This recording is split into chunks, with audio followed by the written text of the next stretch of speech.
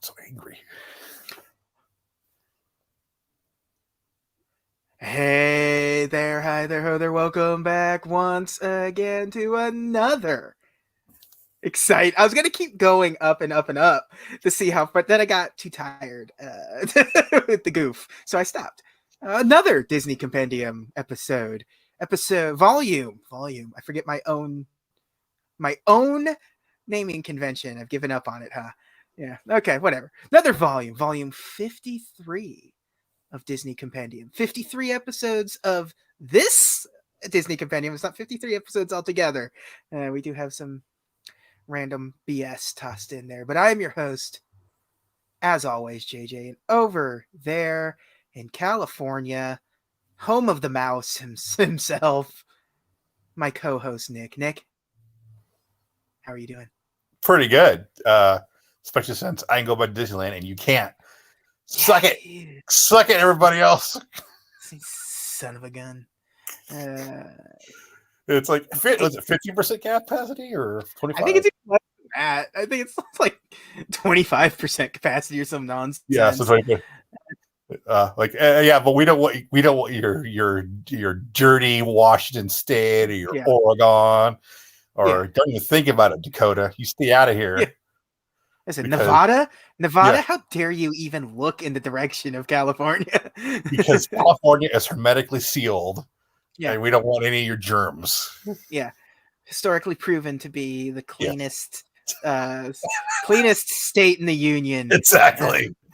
It's you could eat off the floor in California. Yeah. Go right to the Bay Area. It's perfectly fine. There's no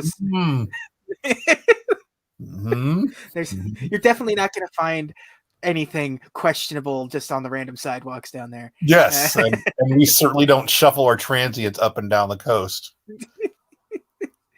I was going to ask you about that. Like, is that kind of off topic, but does that piss you off a bit? Like, what the hell?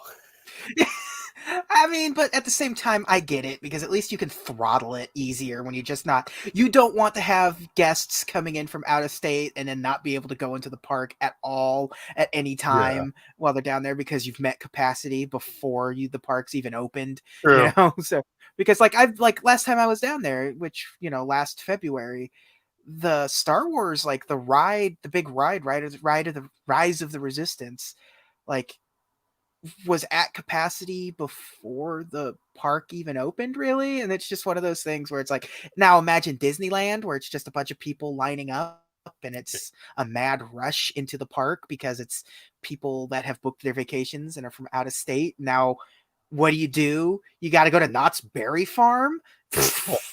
like some hillbilly? Yeah, some Cletus, the slack-jawed yokel, coming in here. It's like, hey, Hayseed, you're going to take your ass a city walk. Yeah, exactly. Hope you like Bubba Gumps. Yeah. What's the thing now? It's like $75 just to go eat at Downtown Disney? No, it's a touch of Disney. Okay. Yeah, it lets you get to go into the theme park. I think just California Adventure. I never really delved too deep into it because I wasn't going to go to that. So why do I care? But it was a pretty good deal altogether, because it was like, you get to go in $75. You get to go in, you get to just kind of wander through the park. None of the rides are open, but you can go shopping. You get to eat. You get to there will be meet and greets and stuff with characters, and it comes with that $75 includes a $25 meal voucher, basically, and it covers parking too. Yeah, and it covers parking, free parking. That's like $45 right there. Yeah, so I mean, if you're local to Disney and it's kind of then it's something that you had done prior to, because that's something important to a lot of content creators. There's lots of YouTube channels that have had no up-to-date product in this downtime. And there's a podcast that I absolutely love called Window to the Magic, which is just a binaural podcast where it's just him sort of walking through the theme parks, and you just sort of get the 3D audio effect of being in Disneyland and stuff. And he's had to go back through the archives because he's been doing it for 14 years at this point, like the Oh, 50th anniversary. No, maybe even more than that, because he started it on the 50th anniversary of Disneyland. So, and we're at 66 years. So he's been like 16 years he's been doing this. That's about how long podcasts have been. That's about, he's like an early podcast pioneer kind of thing. Yeah. And yeah, absolutely love that show. And one of my favorite things they do is this thing called Where in the Park, where he doesn't talk at all. There's no like anything. It's just like, we're going to start in the Esplanade and you need to figure out where I'm going. And and for someone like me, I recognize immediately where I know where he's at every stop. But, you like the DiCaprio pointing meme, right? Yeah. Well, he's right in front of the Gumbo place in New Orleans Square. He's gonna take a right and head towards the Haunted Mansion. And yeah, it's like, so it's like Disney ASMR kind of. That's exactly what it is. It's ASMR before that was a thing, basically. I got those. I got those Country Bear tingles. Yeah, the funny thing about that is he got his start because he did a Country Bear Jamboree website back in the day of early internet. Back in the day of early internet, where everybody was sort of doing like, okay, so he like this guy does the doombuggies.com, and like everyone had like a website for a specific Disney attraction, and his whole thing was like, well, I have this Country Bear Jamboree vinyl record from ages ago, and I got some cool information about that. I could just do that website, and like got involved a little bit into the movie when that was being made too. Wow. So, yeah. But yeah, no, that's I can't recommend. I can't recommend that podcast. It's great. It's that's probably He did one where he just recorded all of the audio from a 1 week Disney World trip. Oh, wow. So you could sit there and it's just like every day is just 12 hours of audio. Now he did the right thing of cutting out the stuff that needs to be cut out. There's no like, okay, it's time for a bathroom break, so all of a sudden you just go into like music or whatever. But like, just play that. Don't need the binaural audio from the Fantasyland toilets. So. Do you get tourists yelling at each other? Oh yes. Oh yes, you definitely do. And he always has like, it's like screaming child. There we go. Put that on there's your bingo card, screaming child. And you always hear the parents like, we're going there. We're heading that way. Just exasperated parents and lost adults trying to figure out where it's like, where I don't know where it's at. It's supposed to be in Fantasyland, where I don't know. Yeah, it's always fun, like especially when he gets on like the train or the monorail or like somewhere where you're gonna be crammed, the tram into the park, whatever. Right. Yeah. That's that would have been me when I was trying to find the they're like, oh yeah, the Hall of Armor's just still there. It is always there now. I'm gonna go over there. I wish the Hall of Armor was still there. Right. Yeah, man, that was great. Yeah. I've told you about the guy who was really committed to the thing where I went and it was Star Wars now. And he's like, Mr. Stark has took his armor back to Malibu. I'm like, what? Well, we're doing a thing. We're doing a thing here. Yeah. Boy, Disney is no more committed to a bit than Galaxy's Edge. Holy smokes. They're so committed to that. Like, there's no way of like getting actual directions or anything, like, because they have to pretend like you actually are in Tatooine. No, I forget what the hell is it called. It's not Tatooine there. It's I forget now. Dang nabbit. But basically kayfabe is real. Yeah, you have to treat it like it's real. There's no, when you're buying something, it's not, that'd be $42. It's 42 credits. It's not hello and goodbye. It's like when it's like goodbye, it's like till the spire. And it's like like if it's good morning, it's like rising suns and waning moons or whatever. It's just like, this is absolutely ridiculous. It's like, hey, how do I get to this? And if it's like you're trying to do the lightsaber thing, it's supposed to be a super secret kind of thing. Yeah. So they have to sort of figure out a way to make it be a secret while telling you how to get there. And you can't just say like, hey, where do I go build a lightsaber? You have to say, hey, where's Zavi's workshop? It's, you gotta do all this. It's so wild. I cannot tell you. Part of it's, I mean, you can't get a normal bottle of Coke there. They're all in the little thermal detonators, but they're also like $1.50 more than a normal bottle of Coke in Disneyland. So yeah. But can you keep the thermal detonator though? Oh yeah. I don't know. Let's see. They're back there somewhere in my display. I don't know. They're back there somewhere. I trust them. The important thing is, can you get blue milk? Yes, and green milk. Oh, why would you get green milk? Because you want to look gross like Luke did in. There is that. You want to look gross. Yeah, and I definitely have some selfies where I did the gross like Luke covered in green milk thing when I was down there, and I looked at it. I'm like, I'm not putting these on social media. Yeah. You got too big a beard, brother, for that to happen. I don't want. Yeah. They're very good. I actually kind of like the green milk more because it tastes like because they're both fruit flavored, right? And the green one is kind of very like lime flavored, which was good. I figure like I for some reason you say green milk, like is it just like a matcha smoothie or something like that?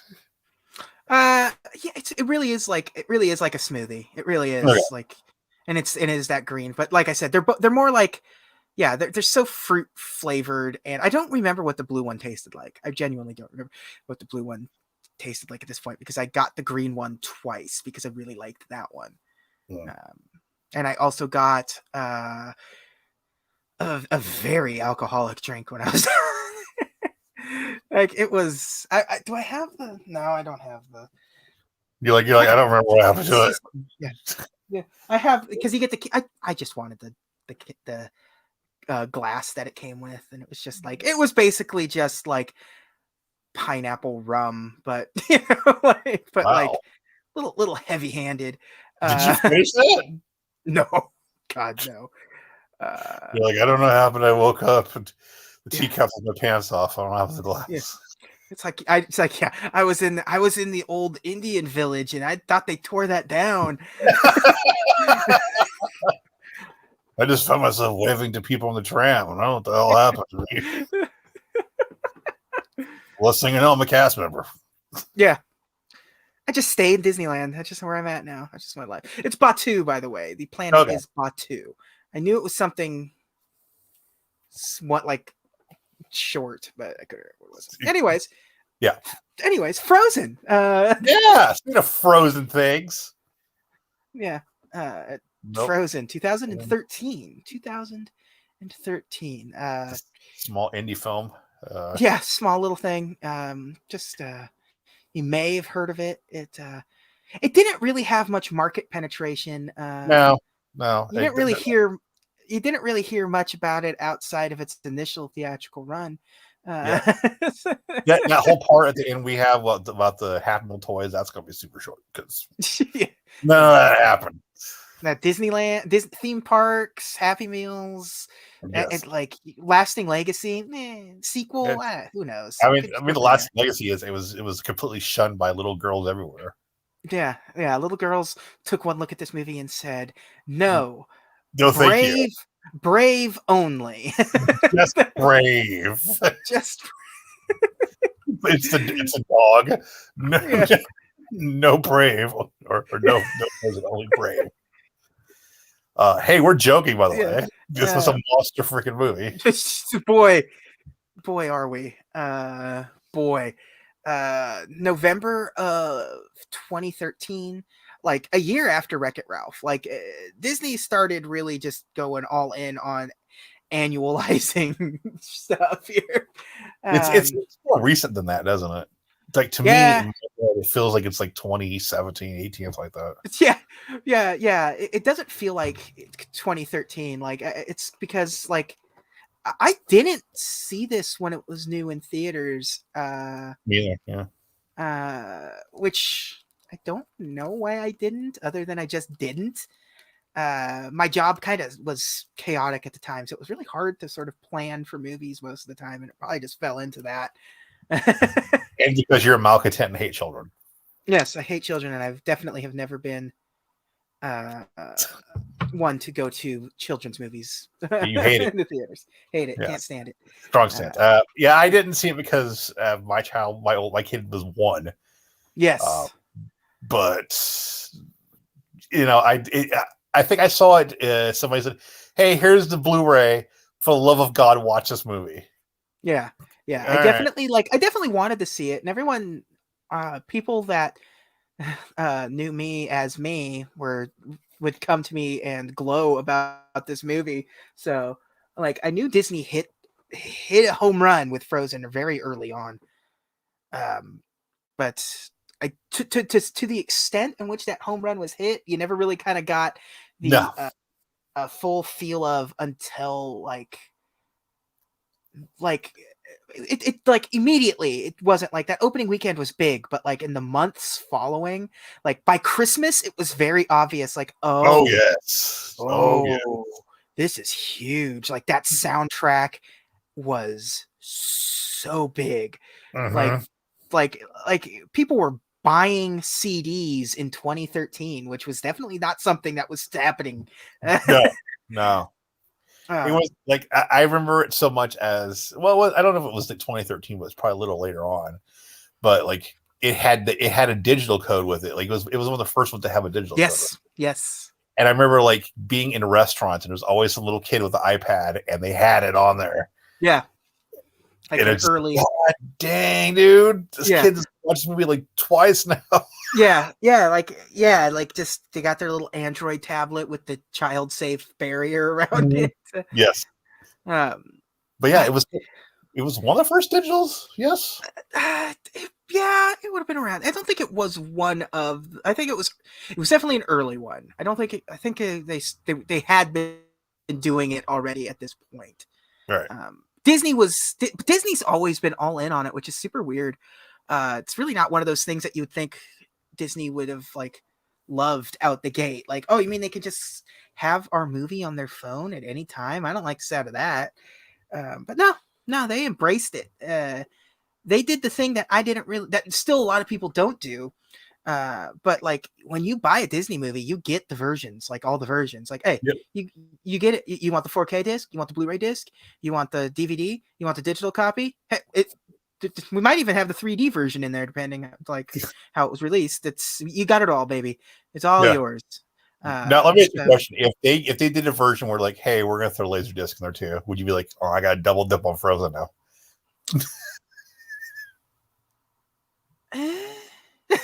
No, probably not. Because they did in Europe. They put out some movies in Laserdisc packaging. So like you could get Guardians of the Galaxy in Laserdisc packaging, which is really cool.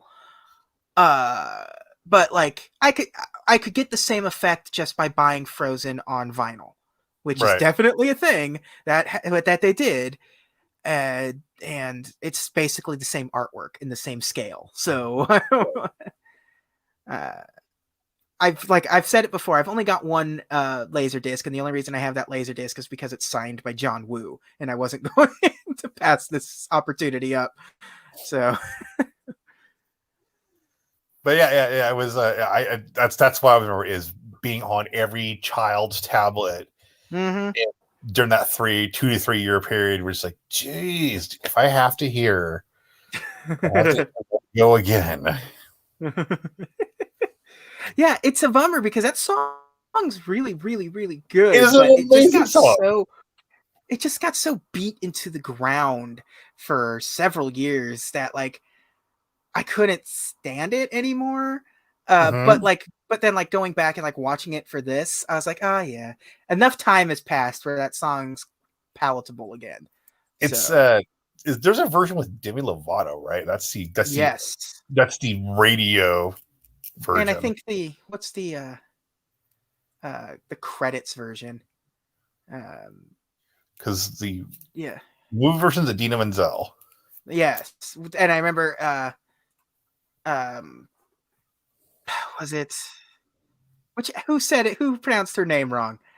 John Travolta, I think, like at the Academy Awards, couldn't pronounce her name. The chick from Wicked, she won. She's the winner. Yeah. But Idina Menzel is the voice actress for Elsa. Singing and speaking. Singing and speaking. They actually modeled Elsa after her. The jaw. Idina Menzel's got a very recognizable jaw. Yeah, and you got Kristen Bell as Anna. And it's Veronica Mars. Yeah. Yes. I'm trying to think of. We'll get to that later. We'll get to the cast. Oh, we're here. Let's just get to the cast. Yeah. Jonathan Goff is Kristoff, who I think he's from like Glee or something nonsense. I can't remember exactly. Let's see. Glee. Okay. So he was in 15. He was Jesse St. James in Glee. Okay. He was in 15 episodes of that. 10 episodes of a show called Boss. 18 episodes of a show called Looking. He's 19. He's a lead role of Mindhunter. Okay. He played Bart in an episode of The Simpsons. Yes, I'm not. That's a phrase that I just said. What happened to Nancy Cartwright? I don't know. It says actor playing Bart, so it must be some sort of weird. Bart is a character in some movie or show or something in this episode. Okay. It is a 2018 episode of The Simpsons, so I assuredly have not seen it. Yes, exactly. It's like, he is King George III in Hamilton. Okay, I know he is. Yeah, I know he is. Yeah. So yeah, lots of Frozen from this guy. He's going to be in The Matrix 4. So. Okay. Well, I'm not sure why that's going to happen, but. So there we go. Not a huge career, but he was definitely a stage actor. He's been a stage actor since 2002. He is currently, or he was recently, Seymour in the off-Broadway production of Little Shop of Horrors. Oh, I'd see that. I like Little Shop of Horrors. Yeah. The Rick Moranis version. Yeah. That's the version. That's the version. So, Bat Boy the musical. I remember that. That was a thing. Weekly World News. Yeah. Right. That's some good stuff back in the day. Okay, so Josh Gad starting his Disney Dominations world tour as Olaf, the sentient snowman. Yep, and then eventually he was. God, I'm blanking on the character's name. He was LeFou in the live action movies. Yeah. Yes. Gaston's lackey / secret love interest. Yeah. They really went all in on that with him. Yeah. Let's look at Josh Gad's boy. Josh Gad, you've been in a lot of stuff. He was in the Marmaduke movie as the bandana dog. That sentence is just I love everything about that sentence. Yeah. He was in Pixels. Oh yeah, he was. I think he had sex with Q*bert in the movie. That'd be him. That would be him. Yeah, we just talked about that with Wreck-It Ralph, didn't we? Yes, definitely came up in Wreck-It Ralph. Makes more sense. I was like, it's ridiculous that we've had to bring up Pixels and having sex with Q*bert twice in a row, but here we are. Yep. He was in Angry Birds the movie. That's something. The Angry Birds drink pee in that movie. Yeah. Yep. He was Hector McQueen in the Murder on the Orient Express. Oh, okay. The one with Kenneth Branagh. Yeah. Yeah. Okay. Yeah. Kenneth Branagh presents Kenneth Branagh in a new Kenneth Branagh movie. Yeah. No, I actually like that movie. I like that. Yeah, I do like that movie. And the next one is coming. So who knows when we'll see that Death on the Nile? That's coming. Right. That's who knows. It's based off a book which totally has the plot floating around there for the last let's see, it's Agatha Christie, so 60, 70 years now. Yeah, well, I mean, it's not like we didn't know what was going on in Murder on the Orient Express. My wife didn't. She was like, "What the hell's going to happen?" Like, I tell you, but just keeps being Olaf, and they ask him, he says yes. Yep. He played himself as a correspondent on the Daily Show for pre-Frozen, so he was a Daily Show correspondent for 5 episodes. Wow. Yeah. Hollywood Game Night. Wow, look at you. Whoa. He was in it. Yeah. Video games. Of course, Olaf and Men in Black: Alien Crisis, which was a weird PlayStation 3, Wii, Xbox 360 game. Oh, that's right. That's right. He was one of the that his big break was Book of Mormon. That's where he got his. That's where he became a star, basically. Another Broadway person. There's a lot of Broadway in this movie. Yeah, because this is more than any recent Disney movie a musical. Absolutely. They really went hard into this one. Let's see. This guy looks like. Let's see. The guy who played Hans his name is Santino Fontana. The Milan Miracle. Yeah. Also a stage guy. Yeah. Definitely a stage guy. Dear Lord. He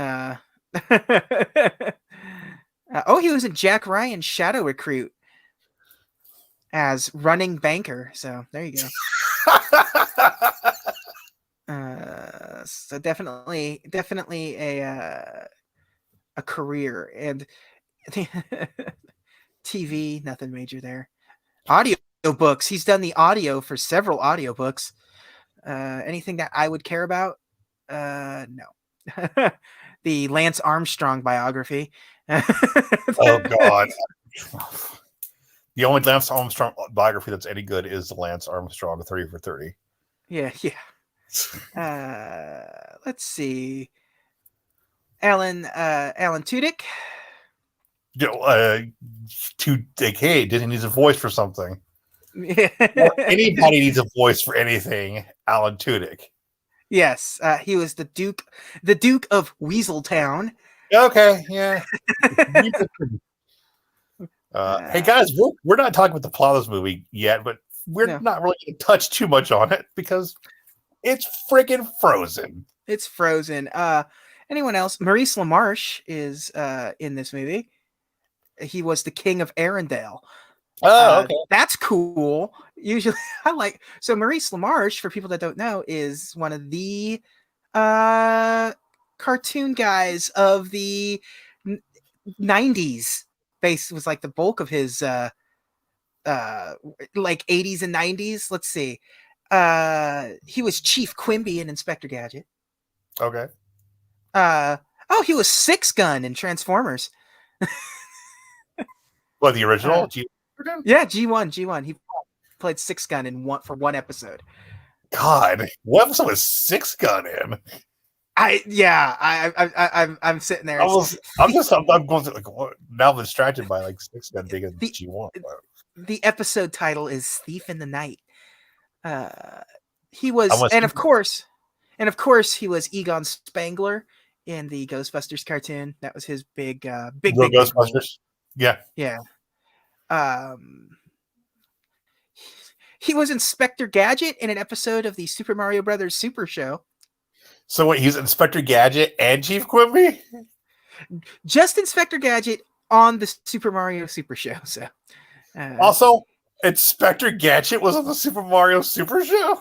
Yeah, there needs to be research done after this episode is over. Yeah, I was like, can I remember Sergeant Slaughter and I remember Cyndi Lauper. He was 6 characters in G.I. Joe. Okay, let's hear him. He was Copperhead. Okay. He was Lowlight. Oh man, I barely remember Lowlight that show. He was Spirit. Okay, that's probably the most prominent role he had then. No, because he was also he was Big Ben. Oh, which I do not remember Big Ben being in. I think Big Ben was in the Deke run, maybe. Yeah. Serpentor. Okay, yeah, there's his most prominent role. No, and Destro. Okay, fine. Yeah. So, yeah. Wow, that's pretty cool. Now that's all I care about. I was like, huh, can you just scream over la la la la la to me? Captain Planet and the Planeteers. He was Verminius Scum and Duke Nukem. Oh wow! Not the video game character Duke Nukem. But, yeah. He was in Tiny Toon Adventures. He was Dizzy Devil, the Tasmanian Devil, Yosemite Sam, and Orson Welles, because he does an incredible Orson Welles impersonation. He was General Patton in Tailspin, which and probably okay. So he was in Animaniacs, and still is. He was Pinky. He was the brain. Yeah, that's his role. That's his role. He was also other voices, and he was in The Critic for a few episodes. Really? Okay. Yeah, because he was Orson Welles had a sort of bit part in, where he did like the drunken commercial. He did that whole thing again. Yeah. Like the rosebud peas. So yeah, and it just kind of keeps going and going. You just look at it and there's just like, hey, he was in Dexter's Laboratory constantly. He was in Kablam, Hey Arnold, South Park, Recess, Extreme Ghostbusters, obviously, Johnny Bravo, The Wacky Adventures of Ronald McDonald. What now? Okay, in 1998, there was a cartoon called The Wacky Adventures of Ronald McDonald done by Klasky Chupo. So, was this like a straight to video thing, or? This is nothing to do with Frozen. I'm sorry. I think so. I think it was, but yeah, and like I said, it is a Klasky Chupo production. So like the theme song written by Mark Mothersbaugh. It's just like it's like everything's there. It's just this weird, absurd thing that exists, and when you look at it, it looks like what was Rocket Power. Like that era of Klasky Chupo, or whatever the Wild Thornberries. Like it's that era of Klasky Chupo. So yeah, not like Ren and Stimpy era though. No, not Rugrats. With the weird like uneven lines constantly moving and stuff. But let's see. Like, and even to this day, you look at it like Transformers Rescue Bots, American Dad still shows up from time to time on that show because that show's still going. Rick and Morty, he's been on it several times. Sonic Boom, Transformers. You need him in Transformers. There he is. He was in the 2017 Transformers Robots in Disguise as Drag Break and Drag Strip. Wow. So, yeah. Oh, Serpentor though. That's what I'm. Yeah. That's what I'm focusing on. Serpentor. That's the only one that really. Baroness. Yeah, and video games, and obviously video games out the wazoo. He was Mr. Freeze in the Arkham games. Okay. So, yeah, he played a Beagle Boy in Kingdom Hearts 3D Dream Drop Distance. that is just okay. I'm going to tell you a video game, and I want you to guess what character he played. Ready? Okay. Marvel Ultimate Alliance 3, The Black Order. Guess what character he played? Yeah. Oh man, that's a God. Give me something. Is it a playable character? DLC character. Oh, is it a DLC character? Is he Doctor Doom? He's Doctor Doom. Okay. Anyways, Okay. Frozen started off as the Snow Queen, based on the Hans Christian Andersen. So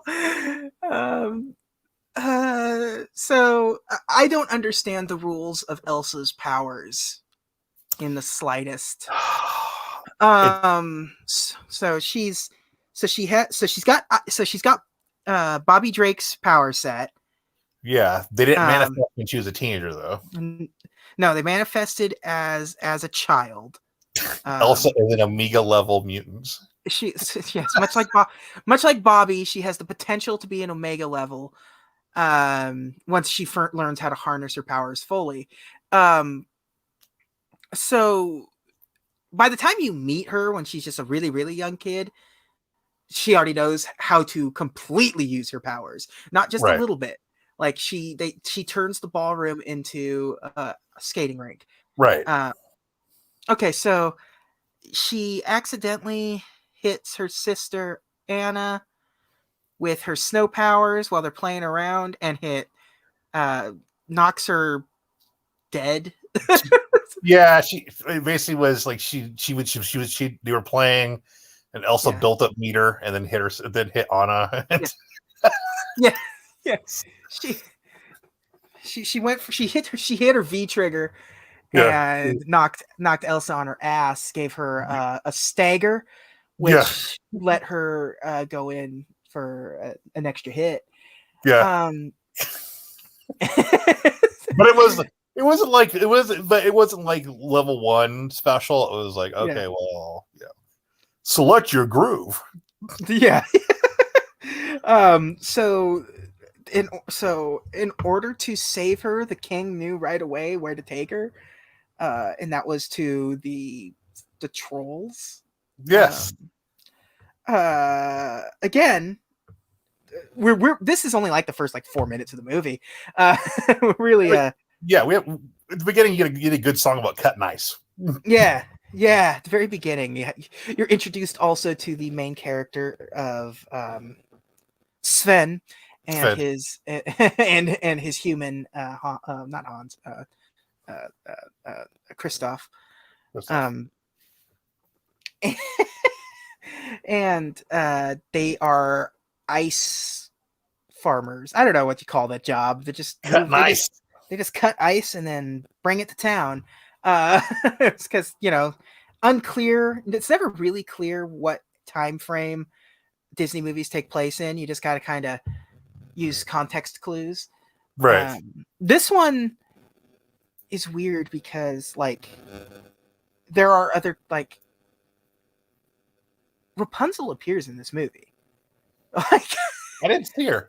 She's there. She is at the coronation with she's you just see the back of her, and they just kind of snuck her in there. You can go on the internet and find out, and the director gets asked about it. He's like, you know what? I'm gonna find out, and comes back. He's like, they snuck that in on me. I didn't know that was the animators put her in there. So they're the same universe then.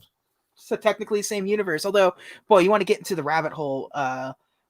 Supposedly they say that because one of the directors is joking around. So the parents are the same parents that crashed and wound up on an island in the forest in Tarzan. It's the same parents. So the king and queen of Arendelle are the same. Wait, what? Yeah. Tarzan and Anna and Elsa are siblings? Are brother and sisters, yes. It's not true, but he made a joke about it, and it's completely plausible because of the way the ship went down, and he does confirm basically that the parents didn't die in the shipwreck. So it's but Tarzan's a Victorian era, and this is this feels Yeah. Okay. All right. It's Scandinavia or some godforsaken place. And also people try to find connections to Little Mermaid. Yeah. Who does that? Who would just draw connections from some innocuous piece of evidence and then just drag it out? Just drag it out into a bit. To a bit. Who would do that? Anyways, so this one is clearly in the Humanity is Saved timeline of Jungle Book. Correct. Okay. King Louis has brought peace to the period to his new republic. Yes. Okay.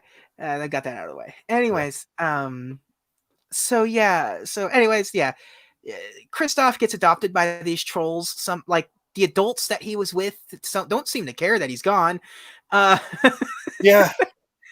So he gets adopted by the trolls, and the trolls save Anna by removing the memories of her having her powers, but keeps the happiness behind, whatever that means in terms of I don't think that's how memories work. Like, no, they just left behind. Oh, you made a snowman and forge out with magic mutant gene powers. So you said they were trolling her. Yeah. But they set up the Chekhov's gun situation of the it's a good thing it wasn't her heart. That's much harder to take care of.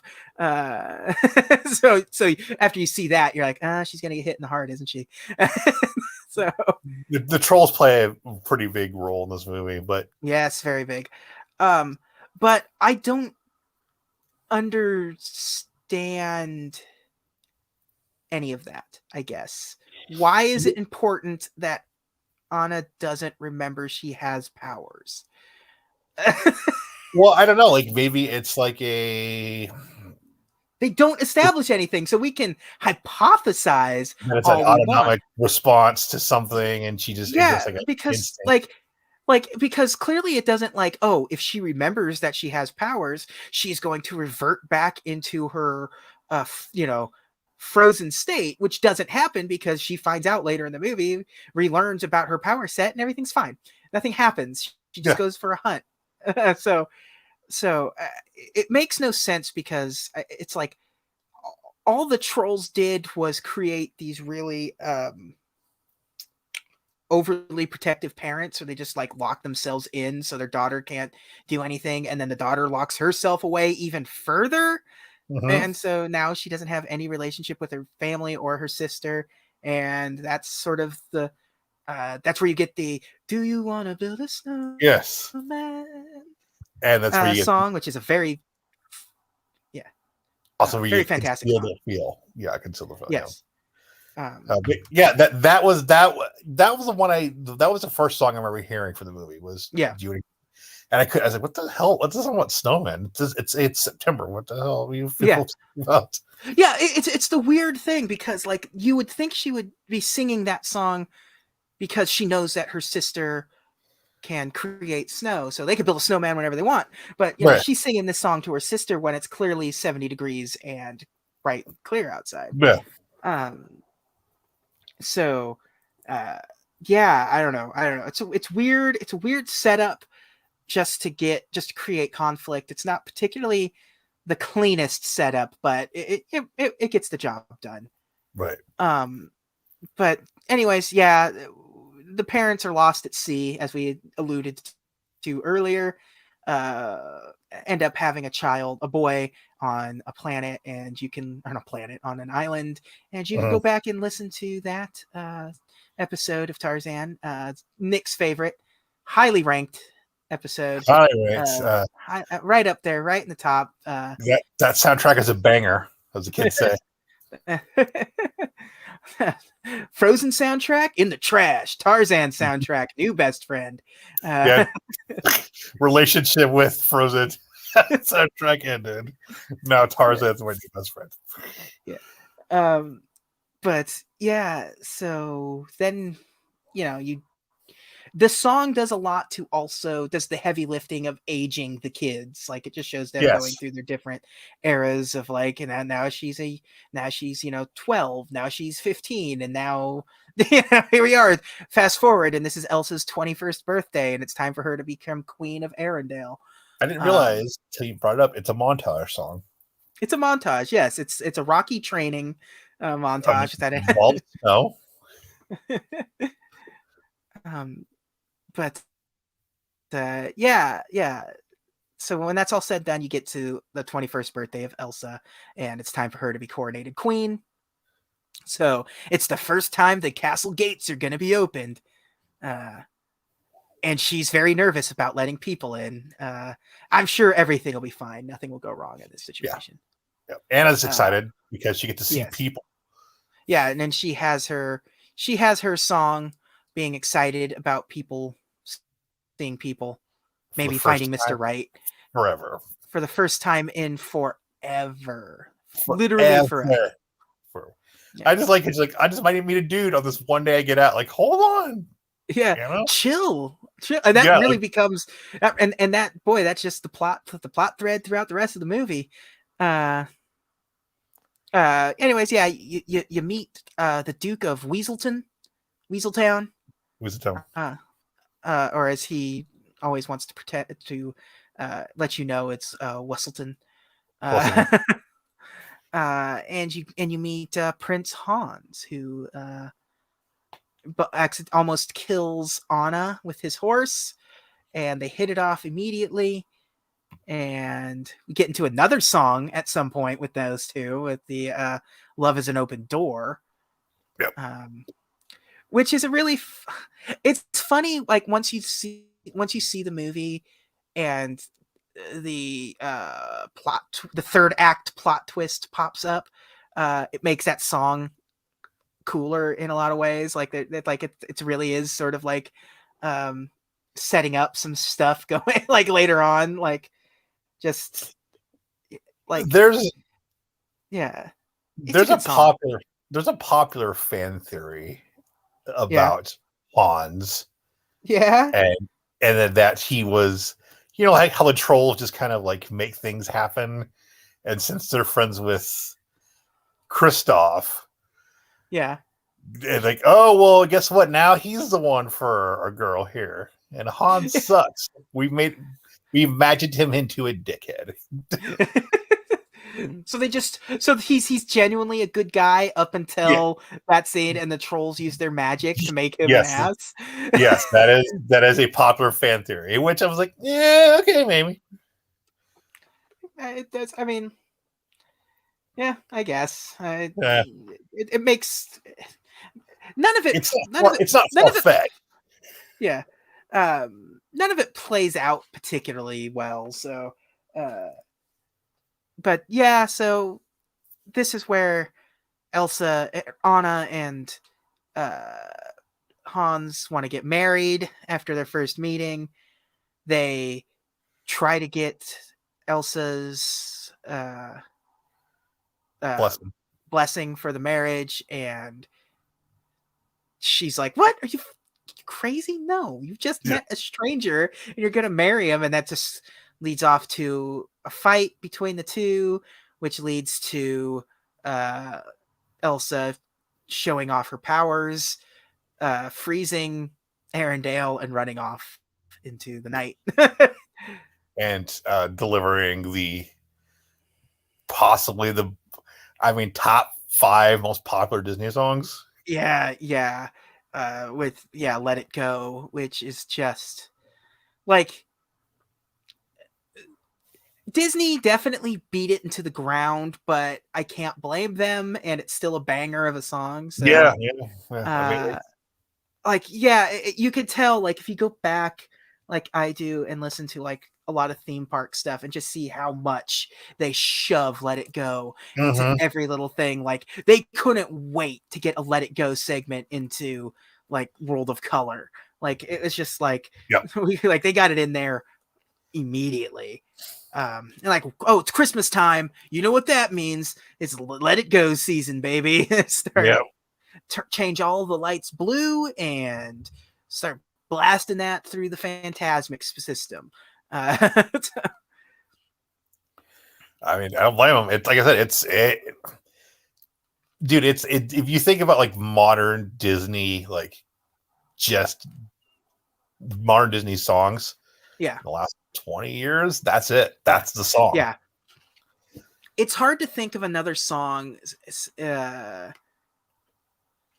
from this sort of modern era of Disney that's had the same level of impact from like the last 20, from like 2000 onward, outside of like, I don't even know, like, I really can't think of much else. Like, because like, I guess, but some things you don't really associate with, like, I guess Life is a Highway is a huge hit for right. It's and You're Welcome is a hit. Yeah. But it's not the same. It's like, oh, hey, it's cool. The Rock's awesome in it. And it has the same level of pop culture penetration that Who's Afraid of the Big Bad Wolf had in that time frame back in the the Great Depression era of Disney, where it just sort of penetrated and sort of spoke to people on a completely different level. Because like Who's Afraid of the Big Bad Wolf became a sort of a calling for people that were feeling the pain and the frustration of the markets and everything, the Great Depression. Right. It's like, who's afraid of the Big Bad Wolf, and the Big Bad Wolf being, Wall Street and all that kind of stuff.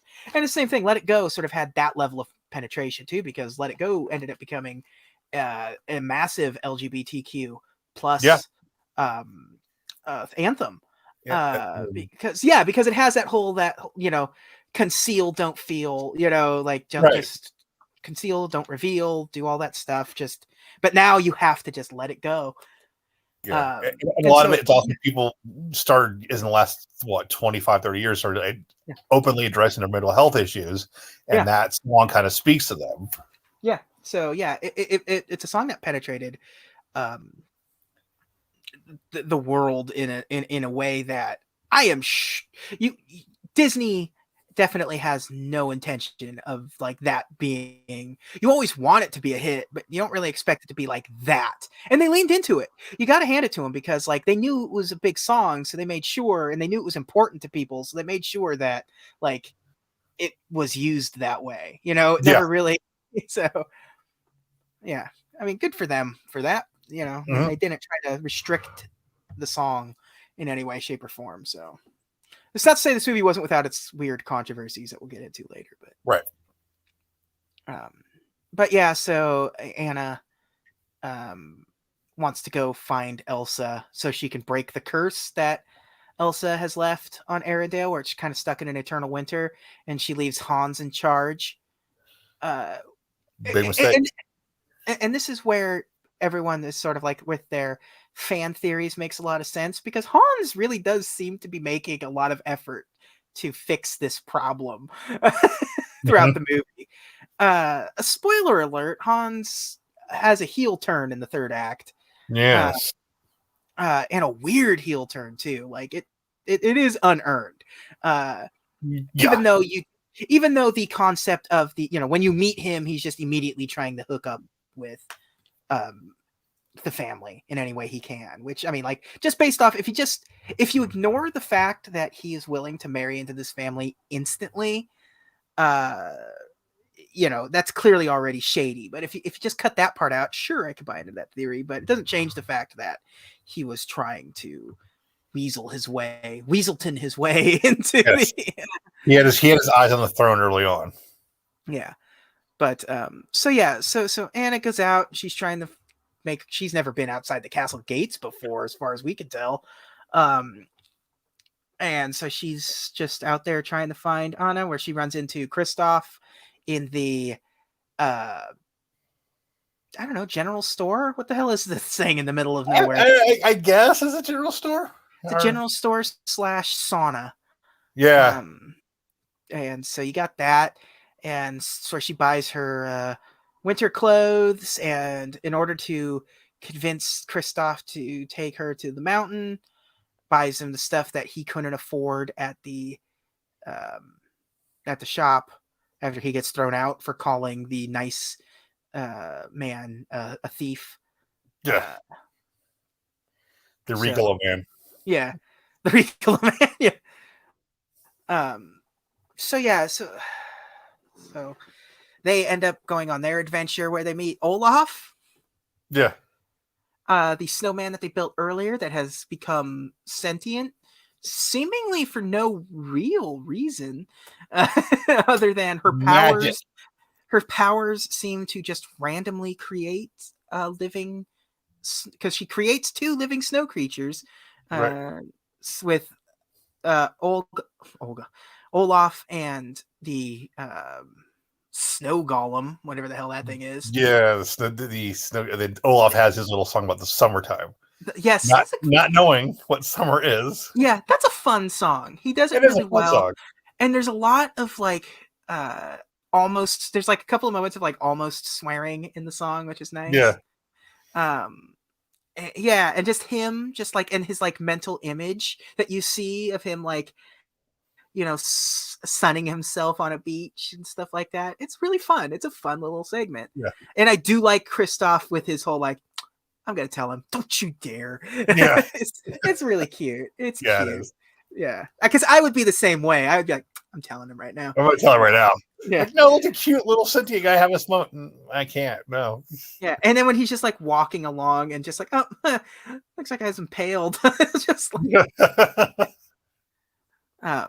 yeah, just it's just a little like he's every Disney movie has the comedic sidekick, and he's it, and he does a great job at it. Yeah. Josh Gad definitely does have a personable like voice. Like he does sound like he's just like it's a nice wholesome voice to have. Yeah, he's just a kid. He's just nice dude. But the thing what I like about Olaf is Disney movies tendency to have the comedic side character. Yeah. They can be really overbearing. Yeah, I mean, really overbearing.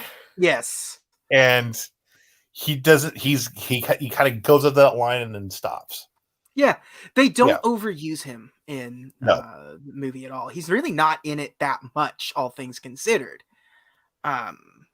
You know, obviously, as years go on and you get more, you know, other Frozen stuff comes out, Olaf becomes sort of just the secondary main character. Right. But that's not the case for this movie. So I don't even remember what happens next at this point. Like, I know they eventually get to the castle. They fight the ice golem. They meet. They ran into Elsa. Elsa's just like, "Hey, man, no." Yeah. And then she's like, "I'm not gonna hurt anyone anymore." And then Anna's like, "Yeah, well, yeah, they kind of already are hurting everyone." That's when Han shows up, and then everything starts to fall apart. Right. This second act is kind of. Yeah, the second act is really just like, okay, now we got to get all the plot threads like starting to resolve, because like we're an hour and 40 minutes and we've got 45 minutes left of movie to get about everything. So what happens next after Hans gets there? Oh, that's right. In their fight, Elsa hits Anna with her magic in the chest. Yes. So that's where you get the grace. Yeah. That's her hair starts going even crazier. She becomes even more rogue-like. Does look like rogue-like. She keeps dying, and then she might get random RNG. Yeah. Oh, the monster's name is Marshmallow, by the way. The ice golem's name is Marshmallow. So, anyways, Kristoff knows where to take her to try to save her. So, to the trolls. She is dying. They don't know that at the moment, but we know that. And I do like the scene where Kristoff, they get there and he starts talking to them all because they're still in their rock form. Right. And with Olaf, like, he's crazy. Yeah. Like, I'll distract him and you run. Yes. You know? Like, Fucking rocks and just like. I do like it when he turns back to her. He's like, "Why aren't you running?" Good. I like the trolls were like, "Oh, he brought a girl." Yeah, and like they're not listening in the slightest, and we get into another song about basically how kind of slobby Kristoff is. Bit of a fixer upper. Yeah, he's the fixer upper. It's a good song. Yeah. It is one of the songs. It is one of the songs where it's like, "Hey, I feel seen. Shut up." Yeah. I feel this is it. I feel personally attacked. Yeah, I feel personally attacked by this Frozen movie now. Everything was going good and proper, but now you're taking shots at me, and I don't know if I like that. Yeah, I don't like it anymore. Yeah, like that song ends with them almost getting married, right? Which is really good. I do want to say, in the middle of the scene, with just in the song, at the castle where Anna and Elsa meet up again and stuff, where it slowly goes into a song, is really cool. Like like he doesn't start off singing. It's just like it starts off with words, and then it becomes a little sing-songy, a little more sing-songy, until they blast into the full song. It was really well done. Yeah. Nobody ever just like, "Oh, why are you just singing your thought?" Yeah. It's like it feels organic, is what you're trying to. Yeah. And anyways, I do like the when she's like, "No, she's engaged already," and then they have a little huddle, like, "Well, she's a fixer upper too, huh?" So yeah. And also, I don't see any ring. But then that's when the great poobah. I feel like it's comes rolling in of the trolls, basically saying like, well, I'm sorry. You gonna die. You gonna die. True love can fix this frozen heart. So maybe, and then even the trolls, they're like, "What does that even mean?" And it's like, "Oh, true love's first kiss. I don't know. Just do it." Yeah. True love. That's all. Like, yeah. Wink at the camera moment. Yeah. Yeah. True love, huh? First, like even they're like first kiss. Like every Disney movie, it's broken with a kiss. And so off to wherever, like back to I guess the whole kingdom's Arendelle, back to the castle. Yes. And so she can catch up with Hans, get her first kiss, save herself, but not the day, because it's not going to break the frozen winter of Arendelle. Oh, we also need to keep in mind that Kristoff's job because of this has been threatened, because who needs an ice delivery guy when everything's ice right now? Snowing. Yeah. So well, he should go back to school or trade. Yeah. Hans is gonna bring coal mining back there, and coal jumps back. Yeah. Oh yeah. Okay. So anyways, Hans, this is where he does his heel turn.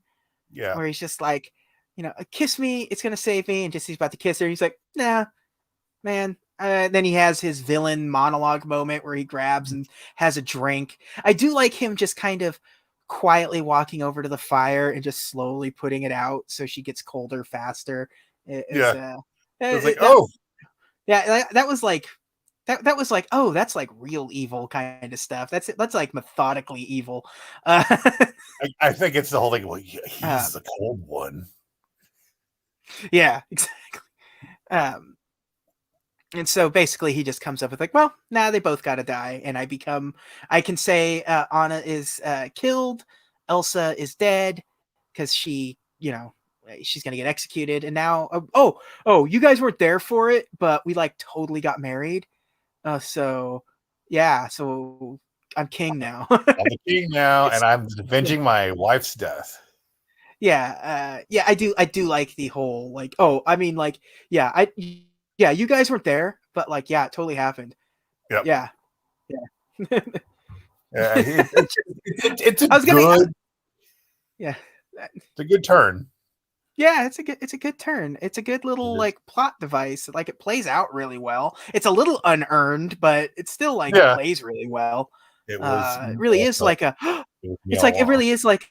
Uh, Yeah, I you're knew like, it, oh, but also what a surprise! yeah. Yeah, it's like it's like, oh, you bastard. Well, you know what, that makes sense.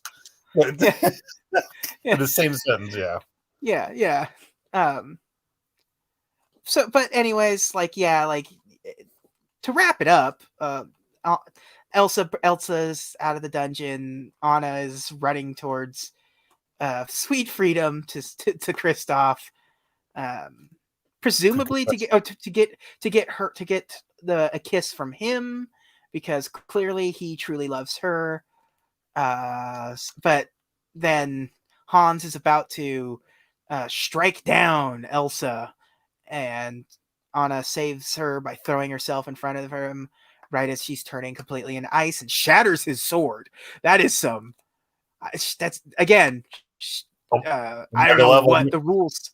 Yeah, because it's like she turned into she's Emma Frost's Yes, diamond form. the diamond skin. Yes. um, so yeah, that's more than ice. That's more than just being frozen. Yeah. I don't know what game you're playing here, but It feels anyways, like a Marvel handbook thing. Like, in issue 65, Anna was able yeah, to get a sword. yeah, yeah, exactly. Uh, like yeah, the Muramasa sword was can only kill Wolverine, but can be stopped by. um, but yeah, and then so Elsa starts crying over the death of her sister, and that frees her sister because it was just true love, like the true love between family that Does that have broke to the be curse. romantic? Like, yeah, doesn't have to be romantic. Nobody said anything about it's not like the Guardians of the Galaxy. No, sexual love. No, it's just family love. Was more than enough, which it seems like the trolls would have known that. but Yeah. they were so desperate to get Hans or Yeah. Kristoff hooked up with Anna. But you know what? You and I are accustomed, and probably most of our listeners, to like the whole thing where, oh, these characters omit certain details just so you find your way on your own. Yeah, Yeah. yeah, yeah. It seemed like you were really putting people's lives at risk by being clever or coy about the rule set of this curse. Uh, Also, it also means that like there was really never much of a threat Yeah. in this movie because they clearly loved each other. Right. Uh, so they is saved. Everyone, the curse is broken because love can break it. She loves her sister and she loves her kingdom, so she raises the never-ending winter, and life goes on and on and on. Kristoff gets his new sled that Anna promised him from earlier in the movie. And it seems like he and Anna are just, we're just boyfriend and girlfriend. Yeah, yeah. There was no even like vague hint of them like, and now they're gonna get married. It's just like, no, they're just dating. We're gonna see where this goes. We're gonna see where this goes. It's good. It's refreshing. I've got my new sled that has a cup holder. Yeah. I like Sven in this movie, like Me the too. reindeer. He's got Yeah. some very good character acting for a reindeer. And I like him like when he strolls in at the beginning and like saunters in and puts his hand on the front of the sled. Where It's he really good. did this move right here. Yeah, yeah. I also like how Kristoff like sometimes do his voice for him. Yeah, when they're doing when he's singing the song, Yeah. and later on where he has to do the whole thing, it's like where he's like, well, you're not gonna get the sled back. I hate it when you're right. Like it's like Yeah, it's a good relationship those two have because Yeah. and it's funny because Kristoff plays into it like he's like he like that is what I'm saying, by the way. Like, Yeah. just really good. Um, so yeah, it, ends on a happy note. She can control her magic and lets everyone have a skating party at the end of the movie. It's like, hey guys, a pizza party for just Yeah. hitting It's like, numbers out there to sales yeah, for. yeah. Hey guys, I know that you guys were locked in an endless winter, but I got a big surprise for all of you. Snow. Yeah. Oh, cool. Thanks, princess. Yeah. I've only got the one trick. If you want anything else, you're gonna have to find a fire user or something. And this isn't Avatar. We Yes. I'm not. What's the guy from My Hero who's got half fire, half ice? Yeah. Yeah. Yeah. Oh yeah, and she saves Olaf by just giving him a little personal cloud. So Yeah, personal flurry. Personal flurry, yeah. So that's good. There is a post credit scene that has Marshmallow still in the castle, putting on a crown. Mm-hmm. Actually, there is in the credits at the end where it's like, they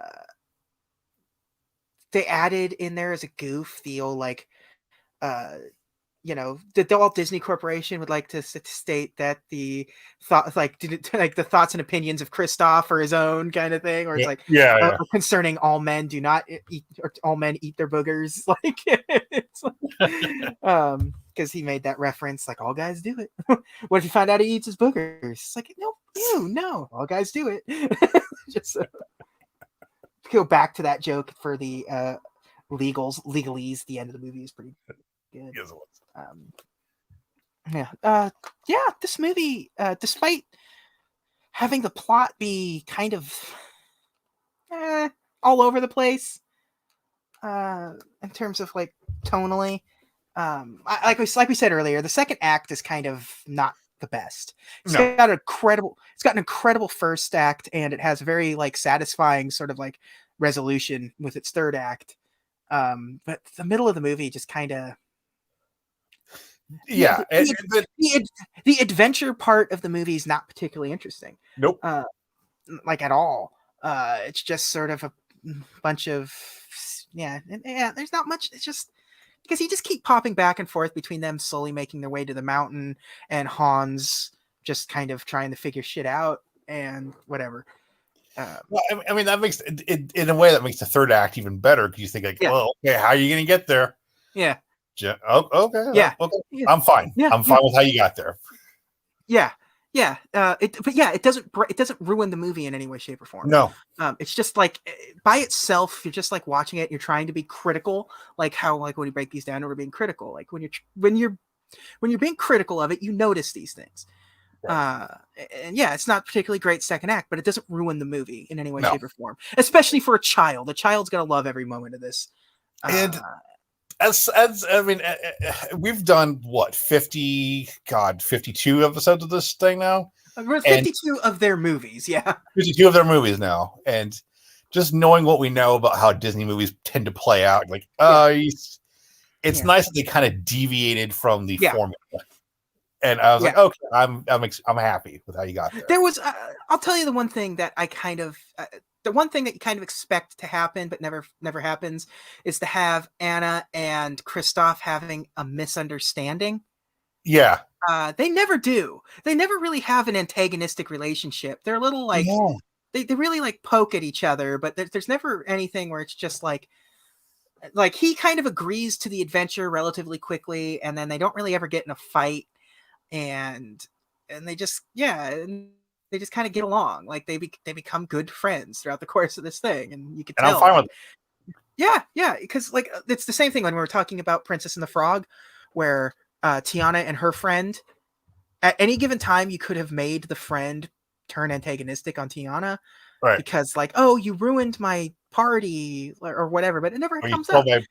My got man, yeah, you stole my man or whatever. It never happened. And it's the same thing with this. There's the antagonist. There really isn't much of an antagonistic relationship in here, because even the Hans stuff happens so late in the movie that it's almost a non-issue in a lot of ways, Right. because like him being bad and him being thwarted happen within 15 minutes of one another, like, I mean, if the that. real town guy is there, but Yeah, but just like even the whole like Weaselton thing, the Wesselton thing, Mhm. doesn't go anywhere. No. Like, it doesn't really go anywhere. It constantly feels like it was supposed to be a bigger plot point at some point or another, but it really doesn't. Um, so yeah, it has definitely more story than what the sequel has in it. Sure. Uh, Which I still have to see, by the way. oh well, it's something. But yeah, no, I really like this movie. I I do really too. do. I do I too. it's a top. It's not like top. I don't even know if top 10, but it's right up 20 there, for man. sure. It's 20 for Yeah, sure. yeah. Maybe 15. I have to look at the list again and really break it down, which we'll do after we're done with all of the movies. We'll dust off the lists and bring those back for one. And maybe switch some stuff around. Yeah, yeah, yeah. It's been a while since we've done the list, and It's been a time while. and time and more movies have just changed opinions on certain things. We've aged horribly. It's the course of this Yeah, podcast. yeah. We've become more jaded and upset at the world around us. Frightened and challenged by everything we see and encounter. Yeah, so we just like, I'll have to retroactively go back and add the Disney Plus, like how like they removed Peter Pan and Dumbo from the child's profiles section on Disney Plus. Yeah, So, you know what? I ran into that a few days ago because my son wanted to watch Aladdin, and it's not on there. He had to use my profile to watch Aladdin. yeah. We actually do. With programming note, we are going to go into the business side of things for a minute. We need to go back and do Peter Pan because you weren't there for it, and it's the only episode you haven't been on. So you just need You to did do. it. You were I did it fine, solo, and I yeah, I did it solo, and I hate that episode. And we're going to make a new one. I'm gonna okay. make you do Peter Pan with me at some That's point, fine. and just sort of wedge it in there and be like, "Hey, this is." That sounds. I'll make you do Peter Pan with me. You take this pixie dust, right? Here's a straw. Okay, so boy, Frozen. Frozen's been one of those things that's just sort of been hanging out in Disney for decades up until its final release. And I mean decades. Like Walt originally was involved in some of Snow Queen stuff. Because it's Hans Christian Andersen. Right. And even before Snow White and the Seven Dwarfs came out, they were already starting to consider the Snow Queen as a potential next one. And even like it was going to be like in like a package feature kind of thing or whatever,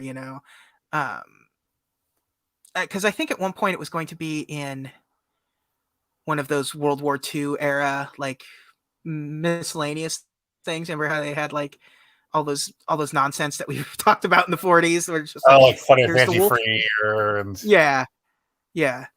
But yeah, it just never really like there was going to be and I think MGM went on to do something like a Hans Christian Andersen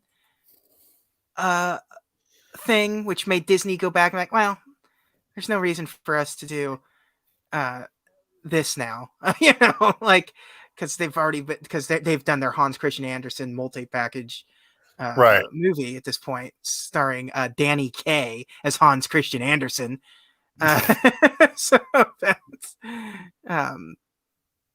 but yeah, it got renewed in the 90s during sort of the Renaissance era. But again, it was just one of those things that just like better ideas came, more ideas came, and by the early 2000s, they were just like, whatever, we're done with this. We're not gonna, we're just gonna shelve this Snow Queen idea for a while again.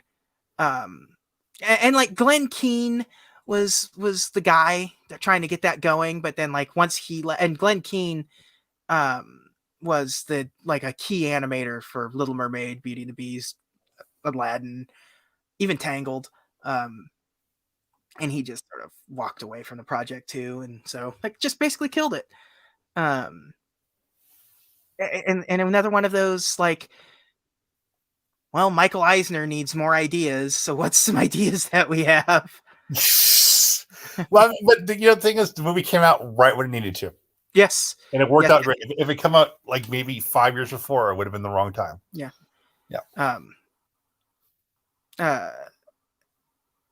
Like it got pitched to Pixar at a point, I think, which makes sense. Like from Disney, like let's see if let's I'm gonna look at the Wikipedia itself and see if that's true at all. Michael Eisner, then chairman and chief executive officer of the Walt Disney Company, offered his support to the project and suggested doing it with Oscar-winning director John Lasseter at Pixar after the then expected renewal of Pixar's contract with Disney. So you can see how that went. Yep. So keep in mind that Pixar and Disney were like oil and water at this point. Like, yeah. So it might have got made then. Yeah, it might have got if the relationship was better, a Pixar created Snow Queen was a very real possibility potentially, but the relationship just wasn't there. And so I mean that would have been early 2000s, and then by 2004 they didn't renew the contract. So like and they were having and they had been having problems that whole time. So yeah, Iger bought Pixar, and Lasseter was promoted to the chief creative officer, and so then it starts picking up speed again. And then it died again. Just for whatever reason, it just kind of fell apart. At one point it was called Anna and the Snow Queen in the early days of it, and it was going to be 2D animated, so obviously that didn't happen. No. Because we've officially had our last 2D animated Disney film on the list, so that never Princess coming out again. Yes, Princess and the Frog. This is something I didn't know. According to Josh Gad, he first became involved with the film at an early stage when the plot was still relatively close to the original fairy tale, and Megan Mullally was going to play Elsa. Yeah. I don't know about. I mean, I would have been a weird Elsa. Yeah. It's 2010. It just lost itself again. And, yeah, like Anna. Yeah, honey, stop doing that. But yeah, 2011 is where it basically got picked up full steam ahead, and it just sort of powered forward to what it's like. There wasn't really much once they figured out what they were doing. Once Tangled was a hit, it became pretty obvious that this was going to be the one of their next big movies that they were going to work on. The movie is so. I thought you were telling me like Sting wrote a couple songs for it, which were it's very possible. It's funny because it's absolutely nothing like the Snow Queen, outside of cursing the town with ice. You know, it's so far removed from in a very Disney way of handling this stuff, but even more so than your traditional Disney way of changing a story's core. Yeah. Like we need like this has to have mass appeal, so we can't just yeah. So yeah, it's a great little film. Like I can't really I can't one thing that is really impressive that I don't know if you noticed in the movie is the animation technology behind snow in general. Yeah. Like, they do a really good job of making snow work like snow. And I'm really impressed with the scene of Olaf rolling down the side of the castle or whatever and getting kind of rolled up into a snowball. Mm-hmm. And then breaking the snowball, and the way the snow breaks apart as he like frees himself from it and the way it's clumped and everything is really impressive technology. Like, For like almost a it's decade ago really now. good. Yeah, I mean, yeah, this is 2013. Like, yeah, incredible. So yeah, they did a really good job at sort of figuring out snow effects, because it's one of those things where if you don't figure out the snow effect, this movie doesn't work. Because Um, it revolves around the weather. yeah, I do like at the end of the movie as well when Anna is running across the snow and everything seems to get frozen in time, Yeah. and like the snow sort of stops falling and it's just kind of hanging there and stuff. And I think the snow must be like video game snow in a lot of the ways, because there are times where it seems like the snow is getting on the camera. Yeah. I noticed several times throughout it. So I wonder if the snow was just sort of like placed in there and just let it go and do its thing. Because there are times where the snow kind of gets in the way of the visuals. Like I said, it like gets in the camera. There are frames where things are just like a little blurry because there's like a snowflake in the corner of the screen or something. It's kind of Yeah. interesting. It's not a visual. I guess it is a visual detail, but I've talking to women who love the movie. They said like the part they like about Let It Go is when Anna or Elsa takes her hair down. Yeah, because they goes, that's important because she wouldn't just be like belting out the song with like that French braid going on. She would be like, screw this, hair's coming down. Yeah. And I was like, oh, I never even noticed that. But yeah, it's important that she does that, where she kind of unhooks her ponytail and she's like, oh wow, I'm looking. Frozen was released for digital download February 25th, 2014 on Google Play, iTunes, and Amazon, and it was subsequently released March 18th, 2014 on home video. So it was a digital movie first. Wow. So that's got to be an early example of that, because that's super common now.